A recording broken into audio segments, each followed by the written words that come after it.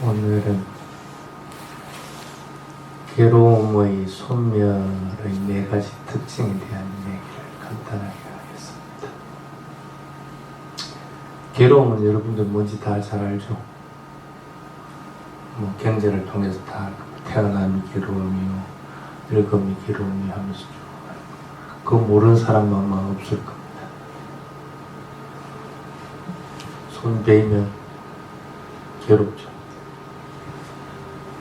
이제 불교에서 취급하는 것, 특히 이제 수행에 취급하는 것은 그런 괴로움을 취급하지는 않습니다. 그 괴로움이 좀 모르는 사람은 없으니까. 그래서 마음의 괴로움들에 대한 얘기들을 많이 합니다.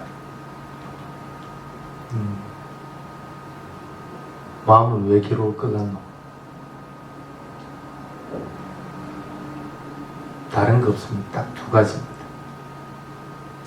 집착함으로 인해서 오는 괴로움. 그 다음에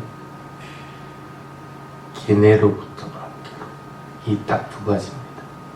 이 2가지만 딱 해결해 버리면 괴로움이 크게 문제가 되지 않습니다.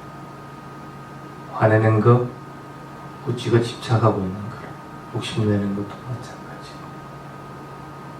그리고 이 방식대로 해야 되는데 하는 거, 그 다음에 이 수행법 해야 되는데 또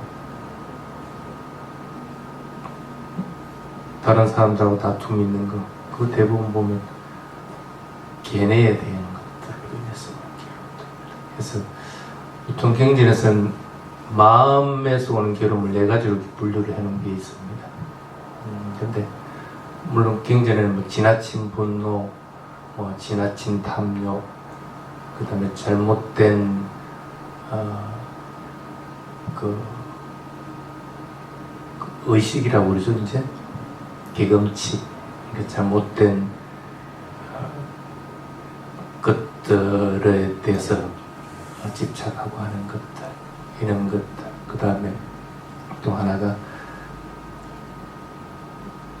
자신이 가지고 있는 습관들로 인해서 오는 것, 이렇게 4가지로 얘기했는데, 그거 풀어보면 딱 2가지입니다. 딱 2가지로. 그러니까 계뇌로부터 오는 것, 그 다음 집착하는 것으로부터 오는 것, 이 2가지만 잘 해결하면 됩니다. 괴로움의 소멸은 별로 어려운 거 아니죠? 그래서 경전에서 괴로움의 소멸 특징에 대해서 4가지로 설명해 놓은 게 있습니다. 그걸 중심으로 한번 얘기해 볼게요. 첫 번째가 니사라나라고 하는 겁니다. 벗어난다는 뜻인데, 피한다는 뜻인데,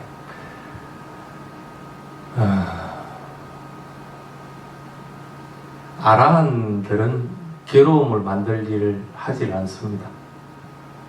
그리고 괴로움이 일어날 어떤 조건도 지지를 않습니다.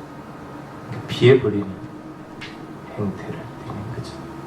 그래서 성자들의 첫 번째 특징이 니사라나다하고 얘기를 하긴 합니다. 이렇게 한번 봅시다. 애가 공부를 되게 안 한다. 맨날 엄마가 공부해. 애가 그래도 공부를 안 한단 말이야. 맨날 게임만 하려고 그래. 만약에 이걸 가지고 부처님한테 가서, 부처님, 우리 애는 공부하려고 해도 공부 안 하고 맨날 게임만 합니다. 못 자면 좋습니까? 부처님 뭐라고 대답할 것 같아요? 애 보고, 너 엄마 게임만 해, 공부 안 하고, 이럴 것 같아요? 그럼 뭐라고 할 것 같아요? 공부 안 시키면 왜 어쩌라고? 공부 안 시키고 잘 살 수 있는 방법이 있을 것 같으면 공부 안 시키면 되겠지.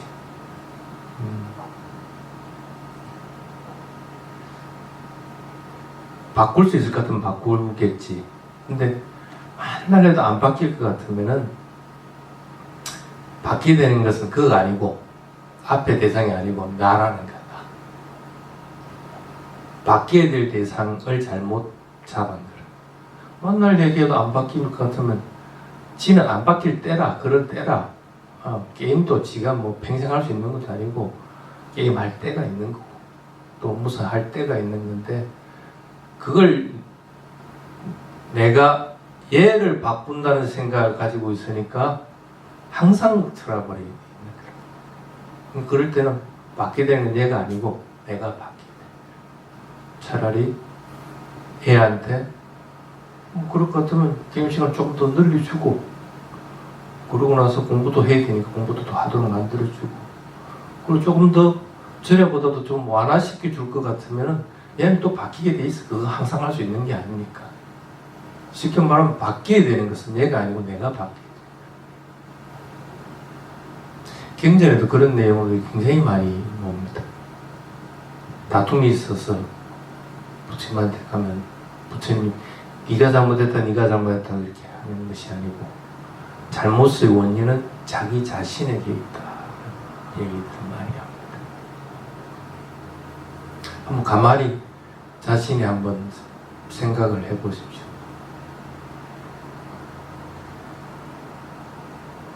실제로는 그렇게 애를 쪼아 붙이지 않아도 되는 건데 쪼아 붙이고 있는 거예요. 차라리 게임 시간을 늘려주고 공부의 시간을 갖다가 효율적으로 할 수 있게끔 조성해주고 그리고 어머니가 자신이 해야 될 것들만 열심히 하면서 애한테 스포트를 해줄 것 같으면 애는 바뀌게 되어 있습니다.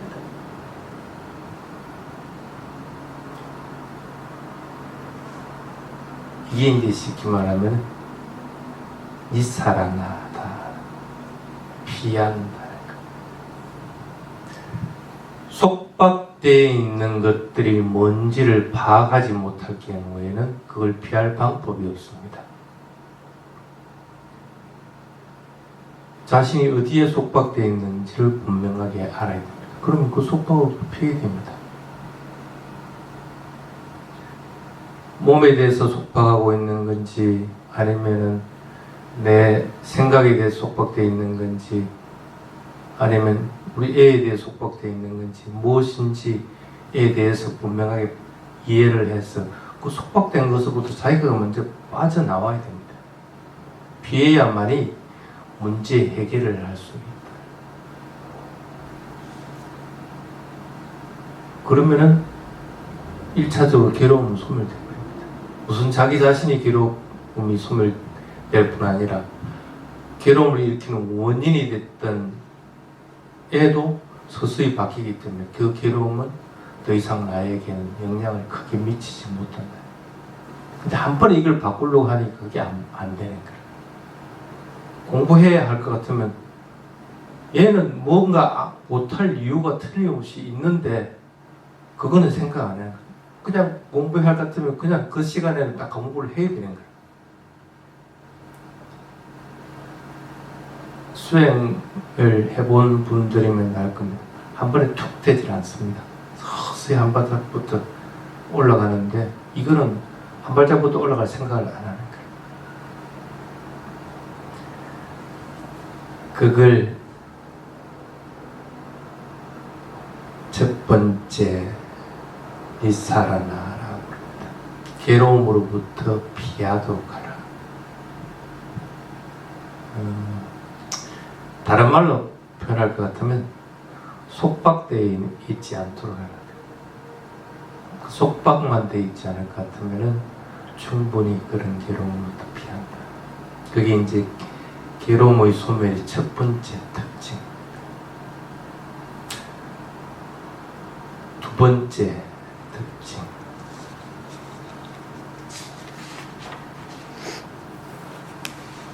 아상캅다라고 이렇게 해요. 조건 지어지지 않았다는 뜻입니다.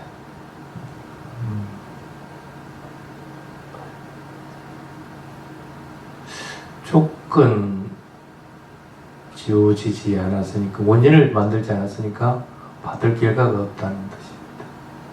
이 업을 만들지 않으면은 업의 결과를 받을 것이 없다는 거예요. 그래서 아라한들은 깨달음 이후에 자치가 없어서 받을 게 없으니까. 여러분은 선한 일을 하든지 악한 일을 하든지 조건을 지키게 있어요. 그럼 그 결과는 반드시 받게 됩니다.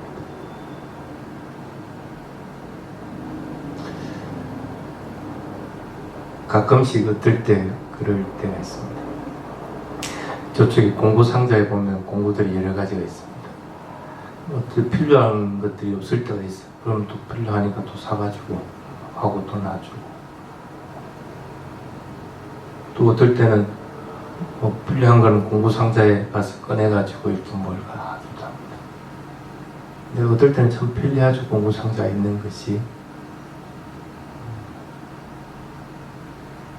근데 이제 공구 상자에 내가 필요한 것들이 다 구비되어 있는 것은 아닙니다.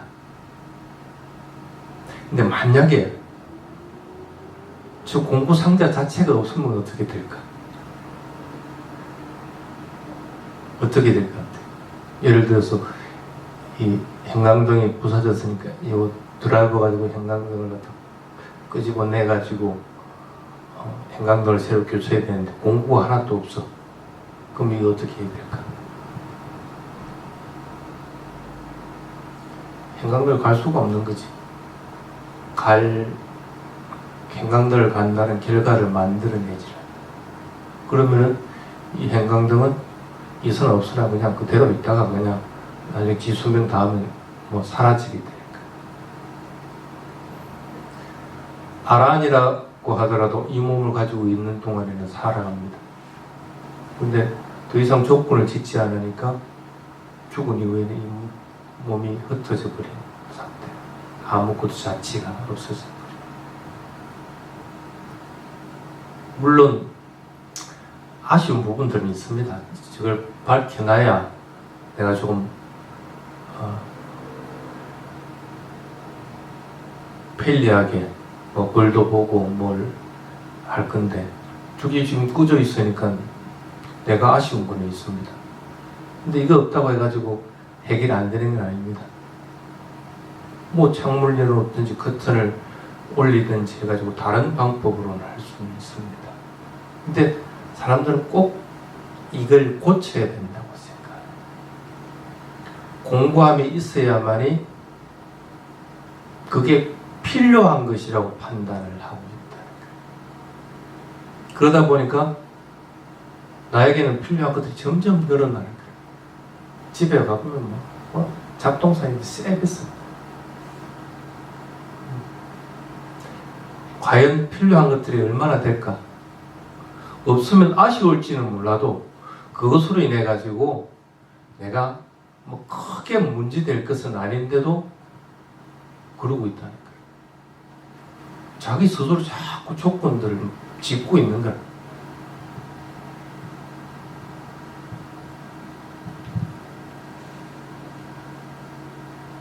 물건만 그래요?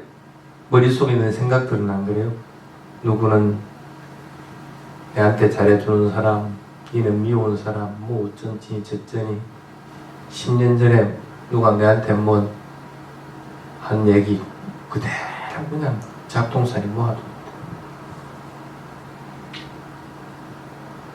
크게 필요 없다 할 것 같으면은 물건도 안 모으듯이 생각들도 안 모으는 것이 좋습니다. 모아두면 일단 조건 지어져야 됩니다. 어떠한 경우든지. 그래서 물질적인 것이든 정신적인 것이든 모아두는 버릇들을 가지면 아쉬워도 괜찮습니다. 아쉬워 못했어. 그냥 그렇다고 해가지고 내가 지금 밥 못 먹고 사는 것도 아니고 그게 없으면 다른 것으로도 쓰여집니다. 부처님 당시 때는 신발이 없어도 또는 숟가락이 없어도 잘 먹습니다. 다른 방법들이 대체가 되는 거라. 근데 그걸 조금의 편리나 조금의 이익들을 위해 가지고 자꾸 모은다. 모아야 되는 것이 아니고 그것을 이용을 할 줄 알아야 됩니다. 이용만 하게 될 것 같으면 모으지 않게 됩니다. 그게 이제 두 번째 얘기하는 아상같다라고 하는 조건 지어지지 않았다. 그 다음에 세 번째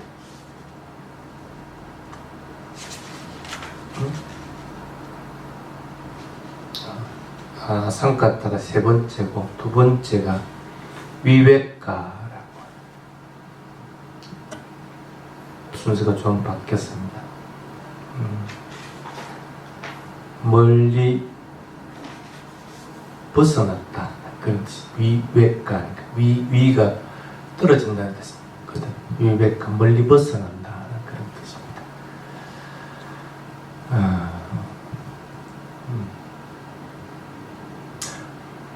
멀리 벗어나 버릴 것 같으면 마음을 어지럽히는 일들은 일어나질 않습니다. 여러분들 잘 아는 거 있잖아요.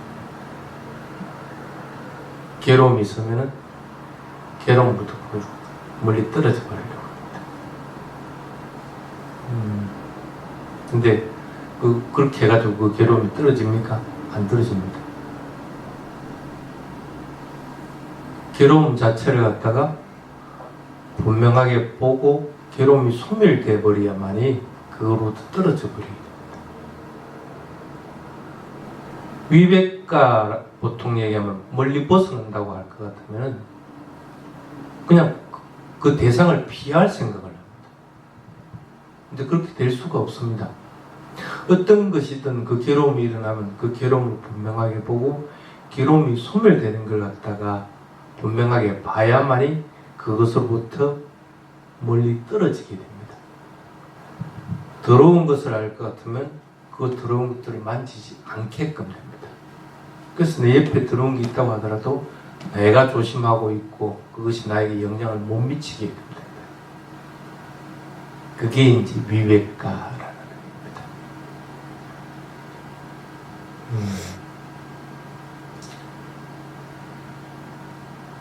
여러분들이 위백가를 이해하려면 어떻게 해야 될까?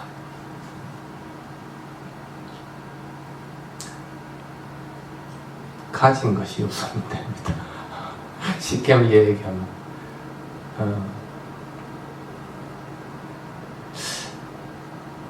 집이 없는 노숙자들은 한 곳에 노숙하는 사람이 아니면 그것도 한 곳에 노숙하면 그것도 집이 있는 거와 마찬가지입니다.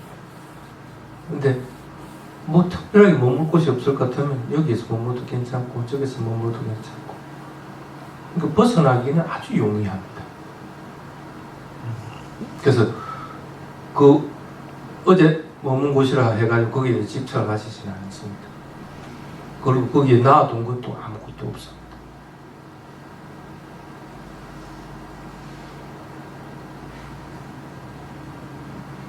지금 내가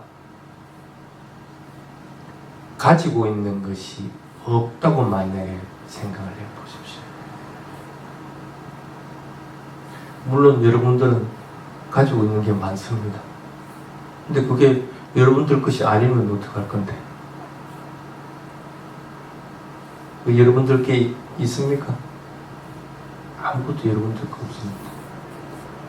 나도 여러분들 것이 아니고 나의 것도 여러분들 것이 아닙니다. 근데 없는데 노숙자와 마찬가지인데 뭐 그리 머물 때가 있어요. 머물고 있어야 될 곳이 없습니다. 단지 내가 오늘은 이 골목 기퉁이에서 머문 것 뿐입니다. 그걸 잘 사용한 것 뿐입니다. 그리고 뒷사람을 위해서 깨끗이 그것을 청소하면 되는 겁니다. 그러나서 그곳을 떠나고 나서는 그것을 잊어버리면 됩니다. 가진 것이 없다는 것은 그런 것입니다. 위백가라는 것은 벗어난다는 것은 그것에 대해서 오는 괴로움을 알고 그것들로부터 벗어나는 길을 안다는 거와 마찬가지입니다.